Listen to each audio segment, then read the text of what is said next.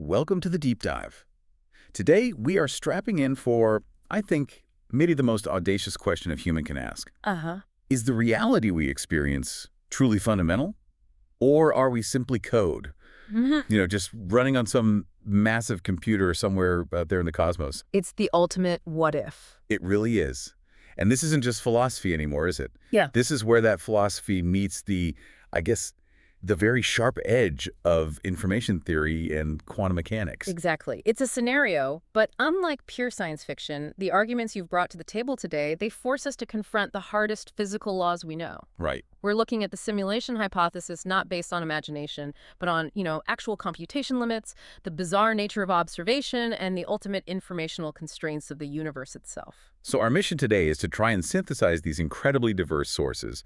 We're going to map out the philosophical probability that Nick Bostrom laid out. A really elegant argument. It is. And then we're going to slam right into the physical, the energetic impossibility that cosmological calculations seem to show. And that's a hard stop. A very hard stop. And then finally, we'll look at how quantum paradoxes might, just might, offer the simulator a kind of loophole.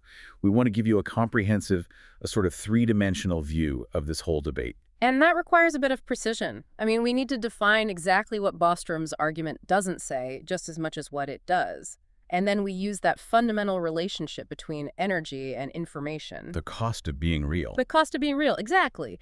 To see if that philosophical possibility can even hold up to the ultimate budget constraints of nature. Okay, let's unpack this. The simulation argument's core idea. It's a very elegant piece of reasoning, published by Nick Bostrom back in 2003. And it starts with a pretty simple premise, right? Very simple. If a technologically mature civilization exists, and they have enormous computing power, they'll eventually run simulations of their ancestors. And we need to be clear about that term, technologically mature. Yes. Bostrom calls them post-human civilizations.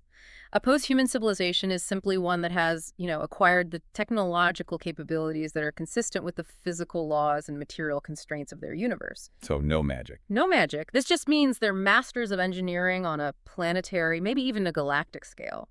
They're capable of converting massive astronomical resources into computing substrate. Right. It's not a huge stretch to imagine that if humanity survives for, say, another 1,000,000 years, we might develop the capacity to build a Jupiter-sized supercomputer. And why wouldn't you? Why wouldn't we? History is fascinating to us. We record everything we can. So why wouldn't a future civilization want a perfect, interactive, high-fidelity archive of their past? Exactly. The motive is assumed to be either, scientific curiosity running these ancestor simulations to study their own evolutionary history or sociology or even physics. Or just entertainment. Or maybe just entertainment. Given massive resources, the cost of running many, many such simulations becomes negligible to them. But the entire structure of this argument, it really rests on a crucial philosophical leap, doesn't it? The foundational assumption of substrate independence. This is a non-negotiable premise. It has to be true for the hypothesis to work. It assumes that consciousness, subjective, human-type experience is not inherently tied to the biological wetware of the brain. The meat. The meat, yes. It says that mental states can supervene on any suitable physical substrate. So if consciousness were somehow magically tied to carbon atoms or specific biochemical processes, then the whole argument just collapses immediately. Instantly, because then no machine could ever replicate a genuinely conscious human experience. But the assumption is that the process is what matters. The software, not the hardware. Precisely. And we don't even need the strongest version of this idea, which might claim consciousness could arise from, any sufficiently complex system. We only need the weaker, far more accepted assumption that if you structurally replicate the computational processes of a human brain in suitably fine-grained detail, say replicating the synaptic firing frequencies and connectivity perfectly, that replicated structure would generate subjective experiences identical to the original biological one. So it's basically saying mental states are functional states. If you run the same program, you get the same output, and that output includes subjective experience. And this includes all the chemical influences we feel. Neurotransmitters, hormones, external drugs. They only influence your subjective experience by influencing the computational activity of your neural network. Okay. So if we could perfectly replicate those changes in synaptic discharge patterns in a silicon structure, the experience of having, say, a huge caffeine rush would be identical within the simulation. So, assuming consciousness can be simulated, let's talk about the colossal feasibility of post-human computation. I mean, how much power are we really talking about just to get one person running? The numbers are vast, but they're finite. And the estimates for simulating a single human mind, they range pretty widely, depending on the level of fidelity you need. Sure. At the low end, maybe replicating sensory processes like contrast enhancement in the retina, that might require something like 10 to the 14 operations per second. Okay, that's already a huge number. It is, but if you want a full real-time brain simulation, looking at the total number of synapses, about 10 to the 15, and their average firing frequency, you might land closer to 10 to the 17 operations per second. 10 to the 17 for one person. For one person. It's immense. Okay, so 10 to the 17 operations per second for one person. Yeah. Now scale that up. Scale it up to the entire mental history of humankind. Every person who has ever lived, from the dawn of Homo sapiens right up to the present day.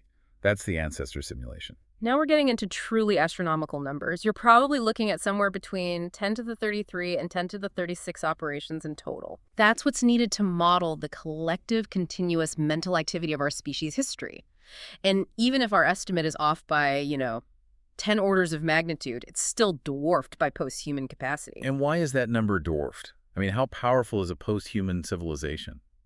Well, consider the theoretical limits. If a post-human civilization converts a planetary mass, say, a Jupiter mass, into computing substrate, even using relatively conservative, known nanotechnological designs, that machine could achieve power close to 10 to the 42 operations per second. Wait, hold on.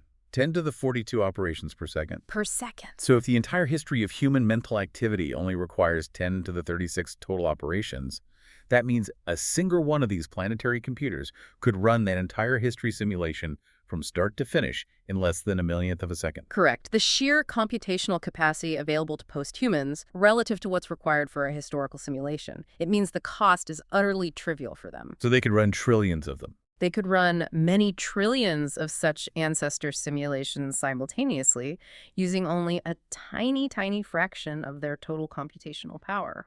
This all sounds incredibly convincing until you remember the universe is huge. Why wouldn't the cost of simulating all the stars and galaxies just overwhelm even that 10 to the 42 capacity? But this is the optimization strategy, and it aligns perfectly with quantum mechanics, as we'll get into later. To maintain realism, the simulator doesn't need to model the entire universe down to the Planck scale simultaneously. Right. Distant astronomical objects can just be highly compressed data sets. So they only need to render the microscopic detail ad hoc. Exactly. Like a video game that only renders the assets that are near the player. Precisely. They maintain the detailed belief states of all conscious entities, that's us, at all times. If you look through a powerful telescope, the simulator renders the galaxy cluster you were focused on in real time. Okay. If you look through an electron microscope, the atomic structure is generated just as you are about to observe it. That's a crucial loophole for the simulation argument. Reality only snaps into focus when consciousness demands it. Yes, but with one technical necessity.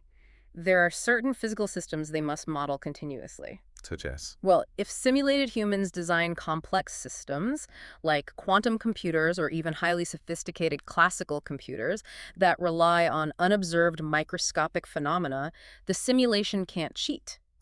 It needs to maintain continuous, detailed representation of those systems down to the level of individual logic elements to ensure the simulated computer works exactly as it should according to the simulated laws of physics. So the simulator might be able to cheat the non-conscious universe, but it can't cheat the computational tools its simulated inhabitants create. Exactly. But even requiring this continuous rendering for our technological systems is still computationally far, far cheaper than modeling the entire galaxy at the Planck scale. Which brings us to the mathematical core, the famous tripartite conclusion. Bostrom uses this basic probability theory, the bland indifference principle, to force a conclusion. What are the three options, and why must one of them be true? Well, the trilemma states that we have to assume one of these three propositions holds true because they cover all possible outcomes for advanced civilizations. Okay. 1. The fraction of all human-level civilizations that survive long enough to reach post-humanity is virtually zero. That's the existential doom scenario. I remember 2. 2. The fraction of post-human civilizations interested in running ancestor simulations is virtually zero. They just don't do it. And 3. And 3.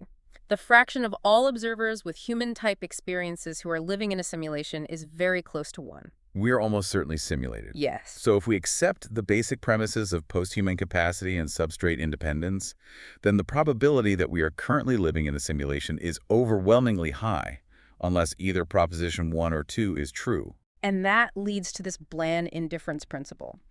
When you apply this to yourself, the principle suggests that if you have no evidence to distinguish your experience from a simulated one, you should be indifferent.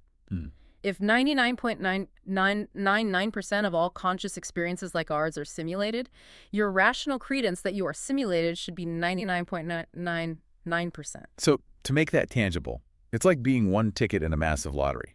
If you know that for every million tickets sold, one is for a real person, and the other 999,999 are for simulated people. You should bet on being simulated. You have no distinguishing information about your own ticket. That's a perfect analogy. You are just one data point in a vast, vast pool of potential observers. Let's delve a bit deeper into those alternatives. If proposition 1, the doom scenario, is true, what does that imply for us right now? If that probability is close to zero, it implies we face an extremely high existential risk. It means that almost all civilizations that reach our level of technological capability, just before that post-human threshold, inevitably destroy themselves. And what sort of danger are we talking about here? Well, the sources suggest the likeliest interpretation involves powerful but poorly contained technology. Okay. Think of self-replicating nanobots designed for military or commercial purposes that spin out of control and consume the biosphere in a gray goo event. Right. Or perhaps uncontrolled artificial intelligence leading to global collapse. It implies a kind of technological phase transition where the tech becomes so powerful and volatile that it almost certainly causes extinction before the civilization can stabilize. That's a pretty dark outcome. It means the argument is actually a warning. We have to solve our existential risk problems quickly, or the possibility of simulation is logically impossible because no one ever makes it that far. Exactly. Now consider Proposition 2. This is the outcome where advanced civilizations survive, but they choose not to run ancestor simulations. That would require a remarkable consensus, wouldn't it? Across potentially millions of different alien species, all independently deciding that simulating their ancestors is, what, unethical, wasteful, or just boring? It does. It requires a strong, virtually universal convergence. Maybe they find that running simulations is too resource-intensive even for them, which contradicts the capacity argument. Right. More likely, it implies some universally accepted ethical prohibition, possibly based on the moral objections to creating sentient beings only to control their reality and then potentially turn them off.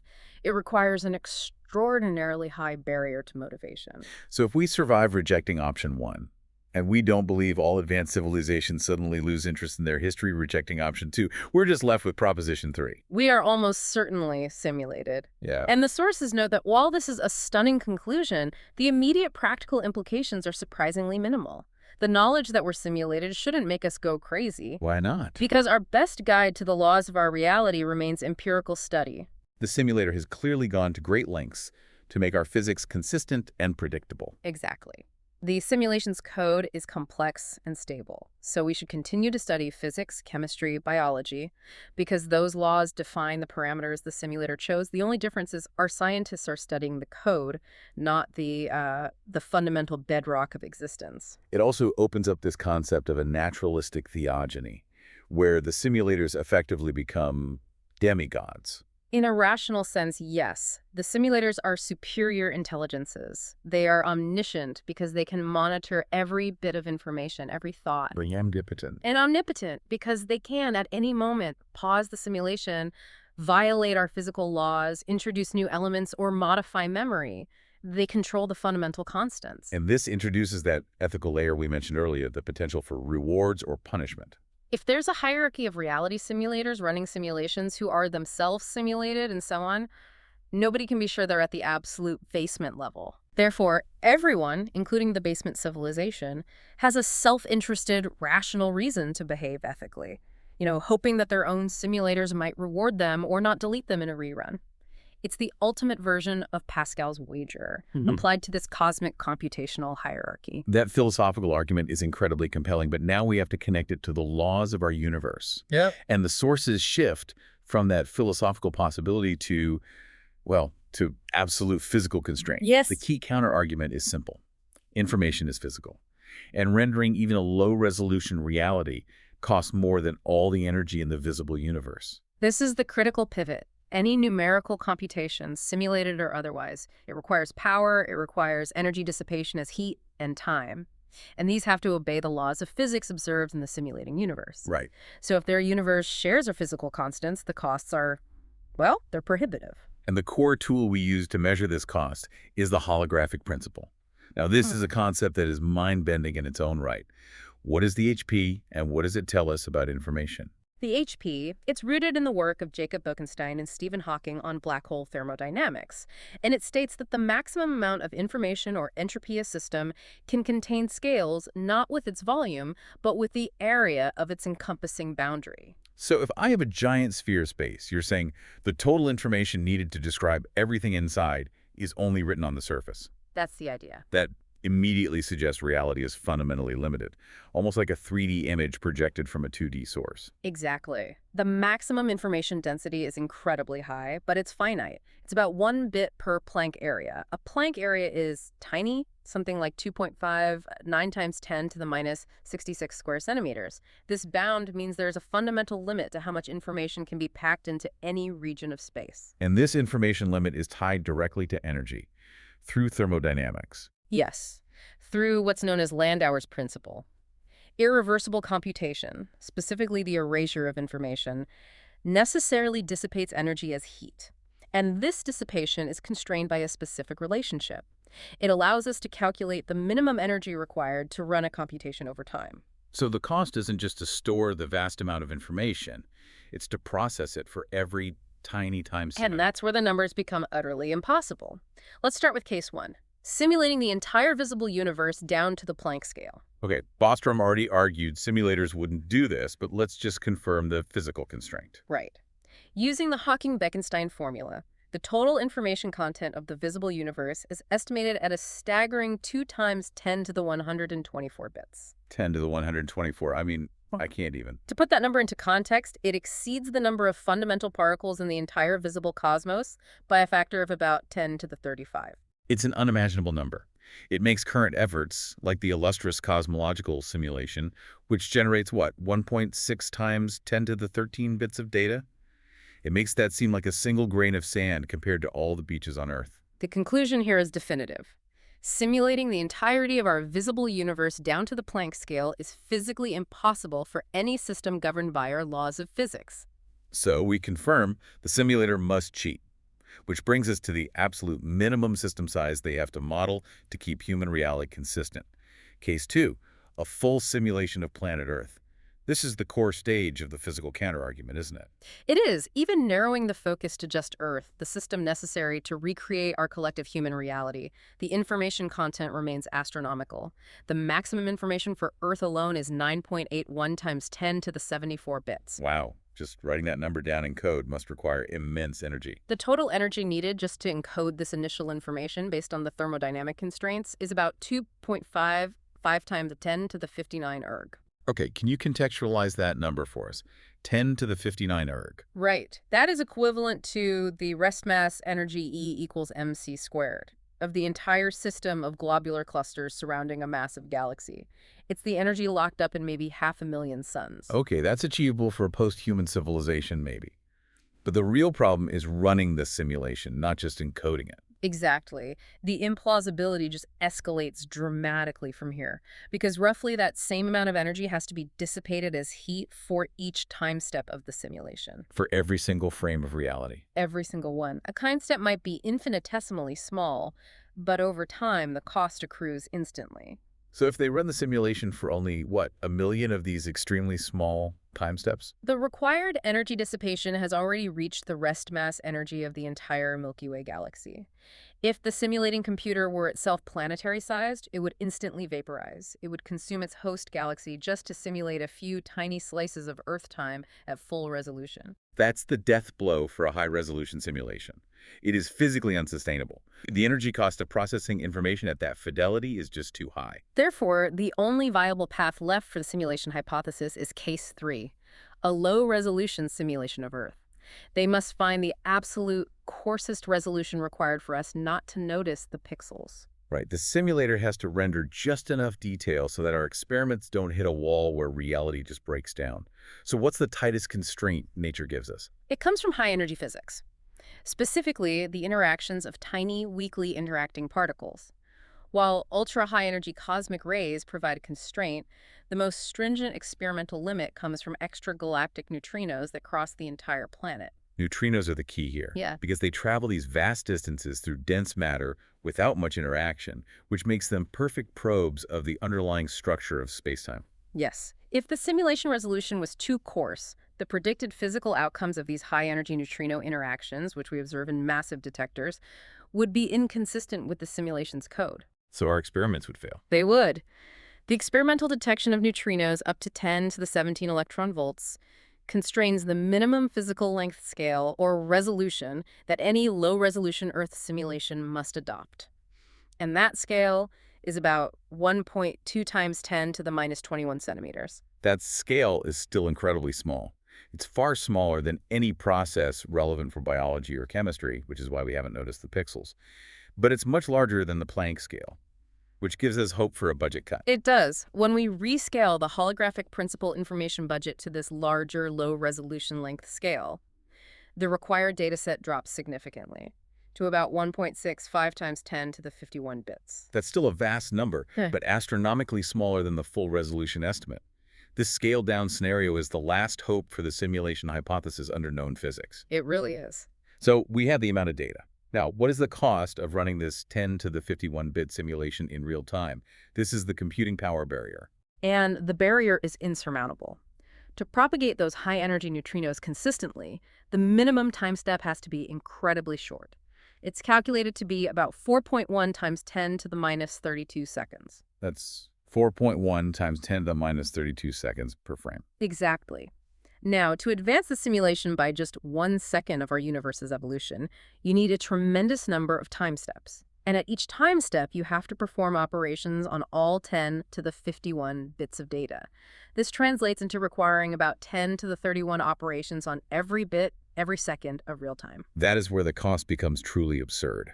And to calculate the maximum possible performance, the source material assumes the simulator is using the ultimate computing device, a black hole. Even using a maximally efficient black hole computer, the resulting required computing power, or energy dissipation rate, is calculated to be somewhere between 10 to the 73 and 10 to the 74 erg per second. Let's just pause there. Because those numbers are so large, they become meaningless with that context.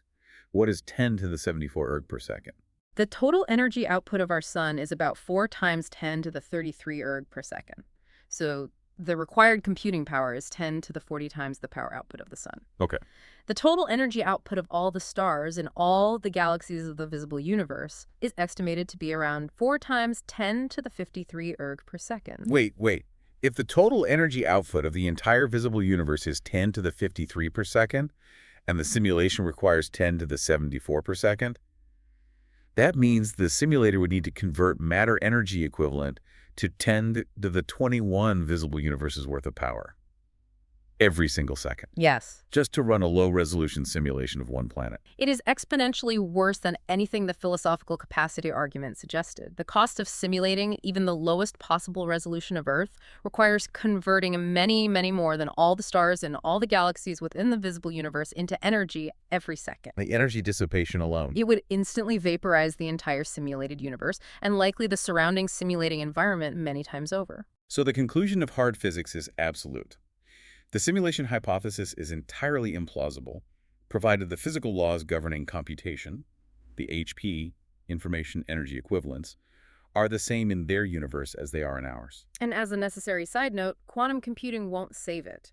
While QC can make certain calculations much faster, it doesn't magically break the physical constraints imposed by the holographic principle. Right, the HP bounds are ultimate physical limits. Exactly. We already modeled the maximum possible performance, the black hole computer, and it failed spectacularly. So the only way out is for the simulating universe to have physics so radically different, maybe where the speed of light is infinite or energy dissipation is zero, that the fundamental cost equation changes entirely. Which is, as the sources note, a claim that puts the argument beyond scientific investigation.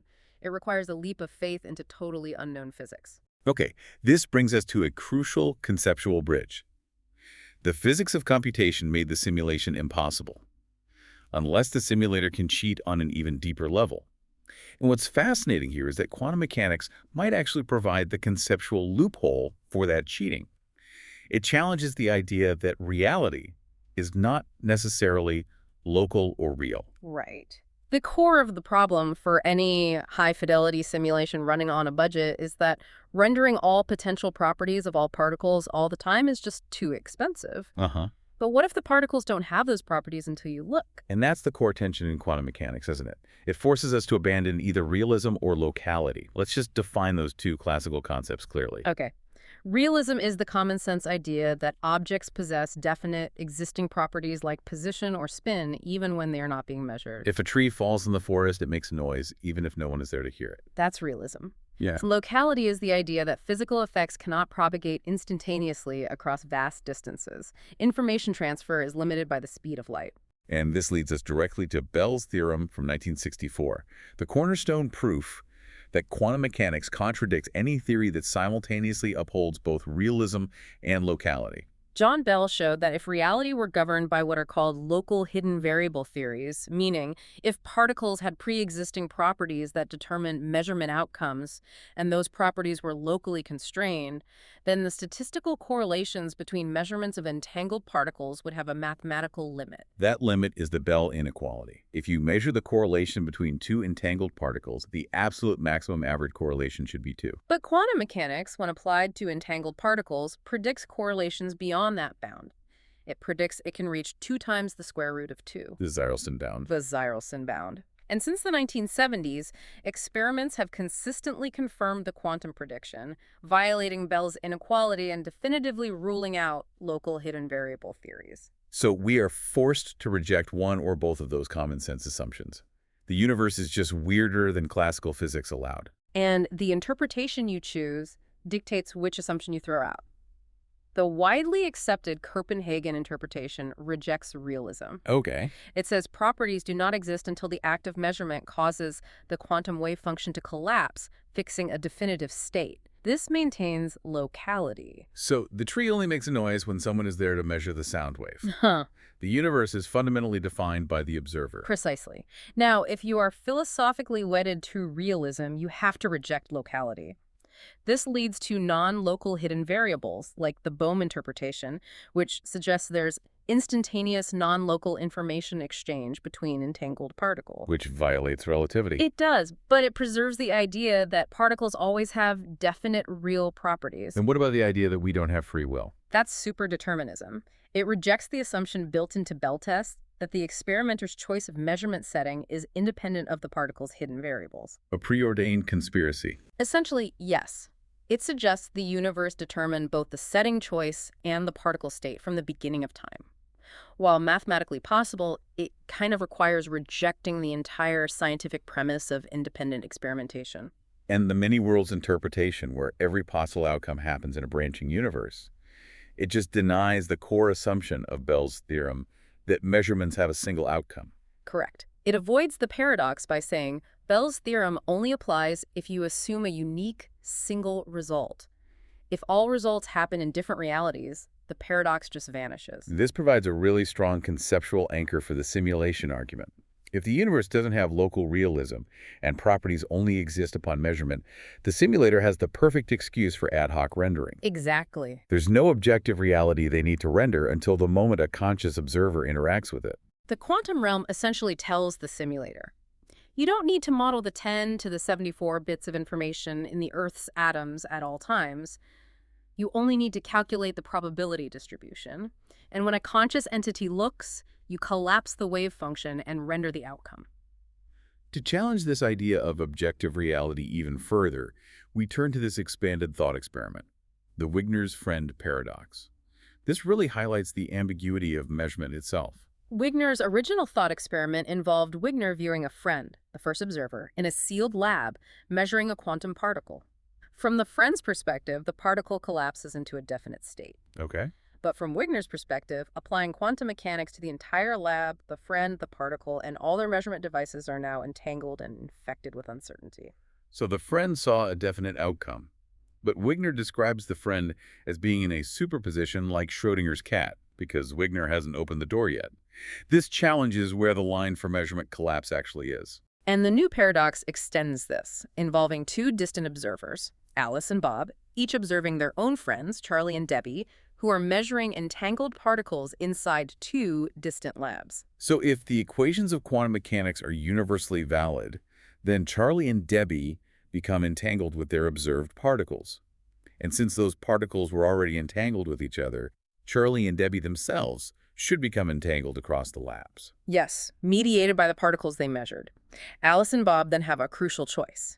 They can ask their friend what they saw, which forces a definite single outcome, collapsing the superposition, or they can perform a complex, different measurement on the friend's lab as a whole, which retains the entanglement.